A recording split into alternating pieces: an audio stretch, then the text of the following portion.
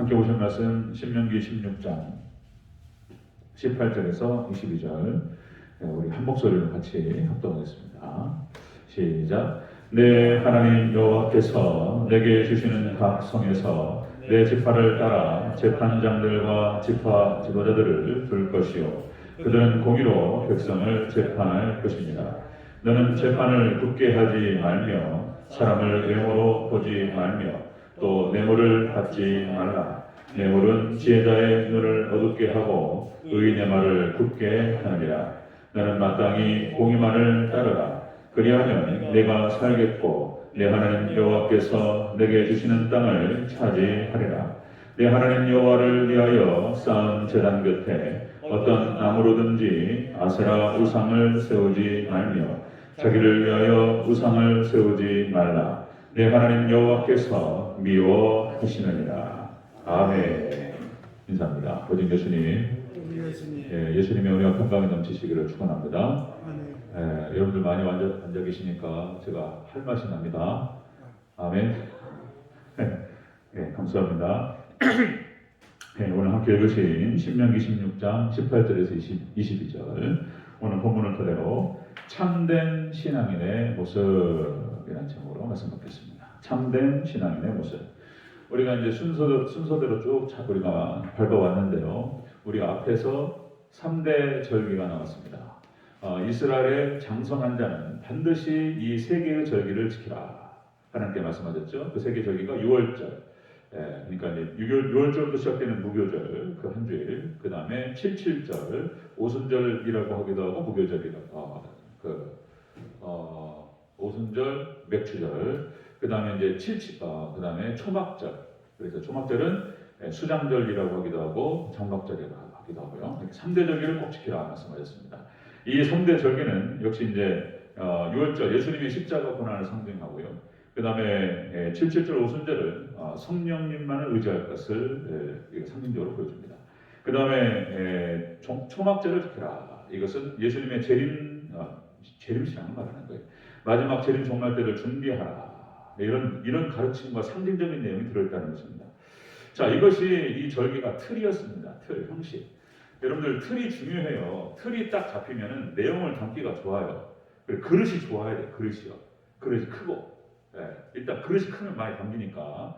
그러니까 틀이 중요한데 또 한 가지 중요한 것은 내용이 중요한 거예요. 또 내용이 안 담기면 또 안 되는 거예요. 틀만 있고. 그래서 절기라고 하는 것을 딱 하나님께서 말씀하시고 이 틀 그리고 그 내용이 무슨 내용이 들어갈 것인가에 대해서 오늘 본문에서 얘기하는 것입니다.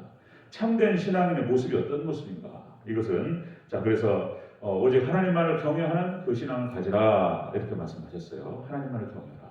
그러려면 하나님만을 경외하려면 어떻게 해야 되는가에 대해서 오늘 기준이 딱 나와요. 하나님만을 경외하려면 어떻게 해야 되는가? 자, 참된 신앙의 모습 첫 번째로 굳게 판단하지 말라. 판단을 굳게 하지 말라. 이렇게 말씀하셨어요. 19절 다시 한번 읽겠습니다. 시작. 너는 재판을 굳게 하지 말며 사람을 외모로 보지 말며 또 뇌물을 받지 말라. 뇌물은 지혜자의 눈을 어둡게 하고 의인의 말을 굳게 하느니라. 아멘. 바른 판단을 내리라. 이것이 하나님께서 말씀하시는 또 하나의 책임이고 의무사항이었습니다. 자, 그러니까 참된 신앙인의 모습 제목으로 첫 번째가 굳게 판단하지 말라. 판단을 그르친다거나 선택을 잘못했을 때 그 책임은 그 사람 판단자에게 있는 거예요.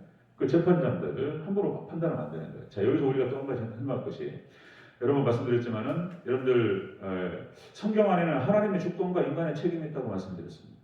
이게 조화를 이루고 있어요. 그래서 하나님의 주권이 온전한 100% 그리고 인간의 책임이 온전한 100% 그래서 200이 되는 것이 아니라 온전한 100이 된다. 이스라엘 백성들이 가나안 땅에 들어갈 때 이것은 이미 예정되어 있었어요. 하나님께서 아브라함과 이삭과 야곱에게 다 약속하신 것이었어요. 이 땅을 너와 내 자손에게 주리라. 약속하셨고 여호수아서에서 그 약속을 이행하셨다라고 응하였다라고 얘기하고 있단 말이에요. 이스라엘 백성들은 거기 땅에 들어가기로 되어 있었어요. 예정되어 있었습니다. 자, 그런데 이스라엘 백성들이 그 땅을 들어가는 방식은 이스라엘 백성들의 온전한 믿음과 순종이 있어야 되는 거예요. 온전한 믿음과 순종은 이스라엘 백성들의 책임인 거예요. 그게 안 되니까 출애굽 1세대들이 못 들어갔던 거예요. 그리고 아간도 마찬가지입니다. 하나님 말씀에 불순종했기 때문에 온전한 믿음과 순종으로 들어갔어야 되는데 아간이 그거를 불순종했어요. 그러니까 우리가 이스라엘 백성들이 가나안 땅에 들어가는 방식, 우리가 천국 들어가는 방식은 하나님의 절대 주권 가운데서 들어갑니다. 아멘. 근데 거기에 우리가 또 하나의 우리 책임이 필요해요. 온전한 믿음과 순종이 따라야 될 줄로 믿습니다. 이게 이제 성경이 그렇게 돼 있어요. 성경이. 제가 지금 딴 얘기 하는 게 아니잖아요. 가나안 딱 들어갈 때 딱 이 원리로 들어가요. 근데 우리 구원론이 딱 그렇게 돼 있습니다. 구원론 자체가. 우리가 구원받는 것은 하나님의 절대 주권인 은혜로 우리가 구원을 받는데 거기에는 우리의 온전한 믿음과 순종이 같이 있어야 돼요. 그냥 가만히 있고 말씀 순종도 안 하고 막 예배 성도도 안 하고 전혀 우리가 해야 될 의무를 하지 않으면서 하나님 저 구원받게 하옵소서 천국 이거 안 돼요. 뭐 말씀에 불순종하고 막 죄를 밥 먹듯이 짓고 거짓말 막 밥 먹듯이 하고 막 사람 막 죽이고 살인하고 막 미워하고 거짓말하고 그리고 막 살아. 그리고 그러면은 그게 말이 안 되잖아요, 그죠? 말이 안 된단 말이에요. 자, 예정론이라고 하는 것은 또 한 가지. 예정론이라고 하는 것은 그 전에 말씀드렸듯이 운명론과 결정론이 아니에요. 그러니까 뭐 다 정해졌는데 뭐 우리가 뭐 해봐야 뭐 소용이 있냐 말이에요. 다 정해졌는 말 하나님 다 아시는데 뭐 우리가 할 게 뭐가 있냐 이런 뜻이 아니에요. 이 예정론이라고 하는 것은 그러니까 그렇게 나온 거예요. 우리가 최선을 다해서 믿음과 순종으로 따라가요. 그리고 난 다음에 어떤 것을 이루었을 때에 하나님께 모든 영광을 올려드리기 위해서 그렇게 결과를 보면서 하나님께 영광 올려드리기 위해서 예정론이 나오는 거예요. 네. 그리고 이스라엘 백성들이 가나안 땅에 딱 들어가서 다 차지했습니다. 기업을 차지하고 그리고 모든 영광 하나님께 드리는 거예요. 우리가 여기 들어올 수 있었던 것은 하나님의 은혜였고 하나님의 약속이었고 은혜였다. 하나님께서 역사하셨기 때문에 가능했고 모든 영광 하나님께서 다 받으시옵소서. 그렇게 드리는 것입니다. 아멘. 우리가 최선을 다해요. 그러나 역시 모든 영광은 하나님께 돌려줄 줄로 믿습니다. 그러기 위해서 예정론이 있는 거예요. 사도 바울이 최선을 다합니다. 최선을 다해요. 이렇게 말해요. 내가 달려갈 길과 주 예수께 받은 사명을 감당하기 위해서 내가 목숨도 아끼지 않겠다.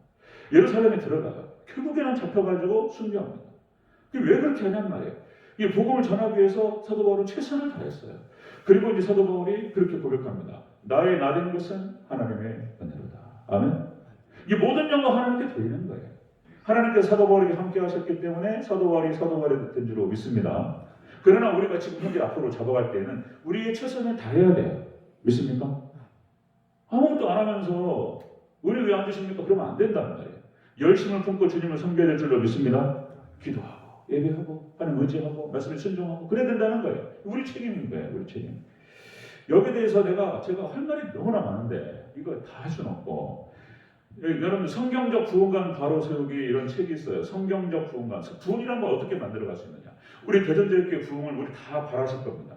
그죠? 우리 대전제일교회 부흥되기 위해서는 어떻게 해야 되느냐. 하나님 주권이에요. 부흥이라고 하는 것은 하나님께서 주권으로 임하시는 거니까. 그러니까 부흥 여기 이제 여기서 중요한 것이 부흥과 부흥주의는 달라요. 부흥은 하나님 임하시는 것이고요. 부흥주의는 이게 이제 잘못된 방식이 나타나가지고 1800년도부터 해가지고 1840년대가 이제 미국 2차 부흥이 일어나는데 이때 활동했던 사람이 찰스 핀이라는 사람이에요. 감리교 목사였습니다. 이 사람이 이제 급기야는 자기 최선을 다해서 부흥을 이뤄가요. 너무나 귀한 사람이에요. 귀한 분인데 이 사람이 어떤 얘기까지 하냐면 우리의 노력과 의지에 따라서 구원이 달라진다라고 얘기했어요. 이 맞습니까? 한번 생각해보죠. 우리의 노력과 의지에 따라서 우리의 방법론을 어떻게 쓰냐에 따라서 어떤 사람은 구원받을 수 있고 안 받을 수 있습니까? 우리 방법론을 달리함에 따라서 강단 초청을 해가지고 막 좋은 방법론을 써라. 그러면 달라질 수 있냔 말이에요. 구원이. 이거는 하나님 말씀이 또 대적하는 거예요. 구원은 여러분 하나님의 선물인 줄로 믿습니다. 그러니까 이게 또 헷갈리는 거예요. 그래서 이 하나님 주권과 인간의 책임 사이에서 이것이 이제 4세기 어거스틴과 펠라기우스라고 하는 두 사람이 학자가 싸워요. 논쟁이. 이제 그 어거스틴은 하나님 절대 주권이다. 하나님께서 하신다. 그렇다고 인간의 책임을 무시하는 건 아니었지만 근데 펠라기우스는 하나님 주권만 얘기하면 그럼 우리는 그럼 가만히 앉아있으라는 얘기냐. 인간의 의지가 중요하다. 이렇게 싸웠단 말이에요. 이것이 1600년 동안 싸워요. 이게 어거스틴과 펠라기우스의 싸움이 이제 칼빈주의와 알미니안과의 싸움이 일어납니다. 그리고는 장로교와 감리교가 싸워요. 지금까지도 안 합쳐가지고 지금도 말이 안 통해요. 감리교. 지금은 그냥 다 혼합돼가지고 뻥 잡는 게 매가 돼버렸어요. 지금은요. 이제는 교리도 잘 몰라야 돼요. 간유교 목사님들하고 정무 목사님들 꽁장에 돼요. 교회만 많이 모으면은 다 장땡인 거야 이제. 그러니까 막 그러기 위해서 별것도 갖다 써, 다 이단도 갖다 써. 지금 이런 상황이 돼버렸는데, 자 여러분들 잘 이해를 하셔야 됩니다. 여러분들 하나님의 주권이 있고요, 인간의 책임이 있습니다. 오늘 분명히 그렇게 말씀하시는 거예요. 참된 신앙인의 모습으로 바른 판단을 하라. 바른 판단과 바른 선택을 하라는 거예요. 이건 우리 책임인 거예요. 그렇게 안 하면 그렇게 재판장들에게 그렇게 말씀하세요. 재판장들이 여러분들 그 어떤 한 사람만 말하는 게 아니라 다 재판장이셔요. 그렇게 생각하셔야 됩니다. 다 판단하고 계시는 거예요. 다 판단하시고 우리가 다 선택합니다. 그러니까 우리가 짊어져야 될 그 100% 안에서 최선의 판단과 최선의 선택을 하셔야 돼요. 그 책임은 우리가 지는 거예요. 그렇게 생각하셔야 됩니다. 아멘. 네, 그래서 말씀을 붙드는 걸 선택하고 좀 더 기도로 하나님께 나올 걸 선택하고 이렇게 하셔야 되는 거예요. 그리고 제가 그러니까 여러분들이 예를 들어서 감사원금 10만 원 할 것인가 20만 원 할 것인가 그건 정해져 있지 않아요. 자기가 하는 거예요. 감사 더해서 20만 원 할 수도 있고 5만 원 할 수도 있고 그러는 거예요. 자기 선택에 의해서 더 풍성하면 더 풍성해질 줄로 믿습니다. 신들은 그들이라. 이게 원리가 너무나 이게 복잡해서 불문해서 대충 이해 가시죠? 제가 또 반복해서 말씀을 드릴 겁니다. 자, 하나님께서 참된 신앙의 모습은 바른 판단과 바른 선택을 하라 이렇게 말씀하셨어요. 두 번째 보겠습니다. 참된 신앙의 모습 두 번째. 공의만 쫓으라 이렇게 말씀하셨어요. 공의만 쫓으라. 20절을 읽겠습니다. 시작. 너는 마땅히 공의만을 따르라. 그리하면 네가 살겠고 내 하나님 여호와께서 내게 주시는 땅을 차지하리라. 아멘. 너는 마땅히 공의만을 쫓으라. 공의가 뭐죠? 말씀입니다. 말씀. 하나님 말씀에 순종하면서 말씀만을 쫓으라는 거예요. 공의만 쫓으라는 말이. 그러니까 여러분들 우리의 모든 생각과 모든 행동과 모든 선택과 행동과 모든 삶의 모든 기준은 오직 공의, 말씀이어야 될 줄로 믿습니다. 하나님 말씀만이 기준이 되는 거예요. 우리 선택에 있어서. 우리 선택과 우리 판단과 우리 선택의 기준은 철저히 말씀이어야 된다는 거예요. 말씀. 자, 여러분들 또다시 말씀드리면 세상 사람들은 그렇게 말할 수 있어요. 교회에게 니네가 당신들이 무슨 권리로 판단을 하느냐 말이에요. 무슨 권리로 재단을 하느냐. 당신들이 무슨 잣대로 누구는 옳다, 누구는 그러다, 누구는 틀렸다라고 얘기하느냐 말이에요. 우리가 성경은 진리로 믿지 않기 때문에 안 믿는 사람들이 우리는 안 믿는다고. 당신들이 성경 가지고 그렇게 듣는데 나는 안 믿는다고. 이렇게 얘기해버린단 말이에요. 그러면서 우리는 이런 거에 틀렸다고 말하면 안 되고 다르다라고 얘기해야 된다. 어차피 진리는 없고 다 소견이 옳은 대로 다 우리가 이것이 진리의 상대성입니다.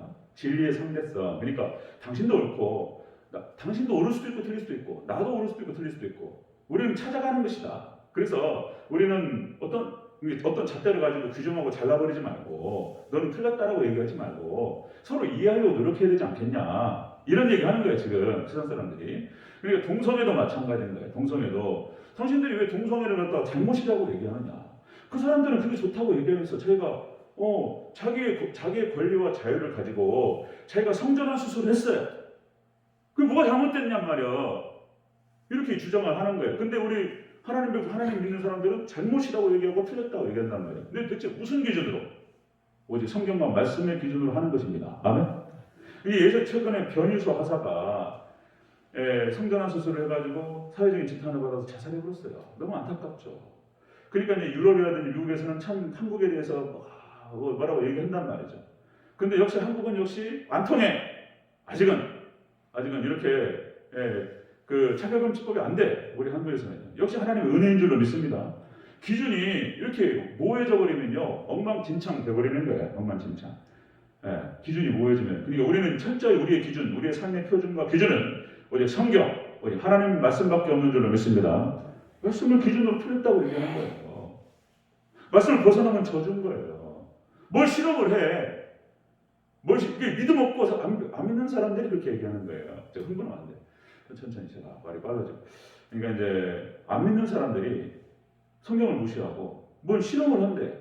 그리고 동성애도 그 사람들이 나름의 행복 아니냐. 그렇게 가면 불행하다. 저주받는다. 그러면 안 된다. 왜? 무슨 기준으로? 말씀으로. 하나님께서 우주 만물을 창조하셨고 인간을 창조하셨고 인간에게서 가장 행복한 것이 무엇인가를 하나님 주셨기 때문에 이 말씀에 따라가는 것이 가장 인간에게 행복한 것이다. 그런데 그거 인정 안 해요. 답답한 문제죠. 자, 여러분들 우리가 어떤 갈등 관계가 벌어졌을 때 이제 결국은 이 대화로 안 풀리면은 법적인 소송으로 들어갑니다. 그럼 이게 법적인 소송이라는 게 뭔 얘기냐면은 법에서 판단해 달라는 얘기잖아요. 법이 기준이 되니까. 인간사 많은 여러 가지 복잡하잖아요. 그러니까 그래서 법이 발달을 했어요. 그래서 인간의 여러 가지 이해관계를 갖다가 법을 기준으로 해서 과거에 다 있었던 일이에요. 이제 재개발 과정에서 여러 가지 복잡한 거에 서로 부딪혀요. 그러면은 재개발법이 딱 있어요. 그럼 법적 소송 딱 들어가면 그 법을 기준으로 딱 판단하는 거예요. 그럼 그것이 아주 공정한 거예요. 공정한 거예요. 그 법이 바뀌지 않는 이상은. 이게 법이라고 하는 게 딱 있는 게 기준이 없으면은요 아주 엉망진창이 돼버려요. 우리 같은 군대에서 그러잖아요. 기준! 저기 38번 훈련병 기준! 그러면 기준! 그러면 이제 38번 훈련병을 기준으로 해서 사회 정대 해쳐모여. 그러면 사회 정대 쫙 기준을 가지고 가는 거예요. 기준이 없으면요 엉망진창이 돼버려요. 자, 여러분들 그래서 우리가 지금 십자가 우리의 고난주간을 벌이는데 이 십자가 짐 같은 고생이라 할지라도 말씀이 얘기하면 우리는 그대로 따라야 될 줄로 믿습니다. 그게 사는 길이에요. 말씀으로 가는 길. 말씀으로 갈고 말씀을 붙드는 십자가 짐 같은 고생이라 할지라도 주님을 가까이 하는 것이 말씀을 가까이 하는 것이 너무 고통스러워요. 그러나 그 말씀을 붙들고 순종에 따라가면 거기 살 길이 거기 있다고 믿습니까? 그 얘기하는 거예요. 지금 내용이 하나님 경외하는 방식입니다. 하나님 경외하는 방식, 참된 신앙인의 모습, 바른 판단과 바른 선택을 하라. 그리고 그 기준은 반드시 공의해야 돼요. 말씀이어야 됩니다. 아멘. 세 번째입니다. 세 번째. 참된 신앙인의 모습 세 번째. 단 곁에 상을 세우지 말라. 우상 세우지 말라고 말씀하셨어요. 21절과 22절. 같이 읽겠습니다. 시작. 내 하나님 여호와를 위하여 쌓은 제단 곁에 어떤 나무로든지 아세라상을 세우지 말며 자기를 위하여 주상을 세우지 말라. 내 하나님 여호와께서 미워하시느니라. 아멘. 참된 신앙인의 모습. 어떻게 하면 우리가 이 땅에서 축복을 받고 어떻게 참된 길을 걸어갈 것인가? 바른 판단할 것인가? 말씀밖에 없다. 그런데 중요한 또 여기서 딱 끼어드는 게 뭐냐면 우상이에요. 우상. 우리의 판단을 흐르게 하는 것이 뭐냐면은 우상입니다. 탐욕이 한번 딱 들어오는 순간, 내용을 딱 받는 순간, 그래요. 뭐가 좀 한번 딱 꽂히는 순간, 이제 판단이 안 서요. 진짜 그렇습니다. 죄가 한번 딱 들어오고, 우상이 딱 들어오고, 뭔가 자기 생각, 하나님 말씀보다 자기 생각이 벌써 앞에 가버렸어요. 그러면요, 아무리 말해도, 아무리 기도해도 안 들려요. 이제 판단이 안 서요. 그러니까 여러분들 하나님보다 앞서서 마음을 빼앗긴 것이 있다면 빨리 돌이켜요. 그것이 물질이 됐든 아니면 뭐 다른 거 자녀가 됐든 하나님보다 더 사랑하는 게 있다면 정말 우리 기도해야 돼요. 하나님 은혜 가운데 사랑해야 될 줄로 믿습니다. 네. 안 그러면 이게 판단이 흐려져요. 제가 시골교회 있을 때 정말 착한 집사님이셨어요.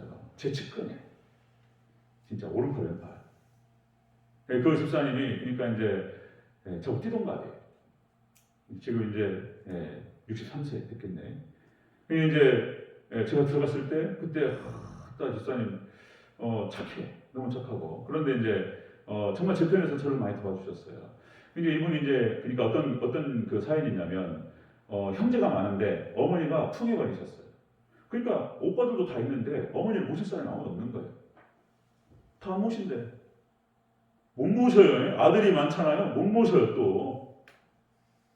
또. 그러니까 막내딸이었어, 막내딸. 그러니까 이제 내가 모신다 해가지고 고향으로 들어온 거예요, 어머니 모시고.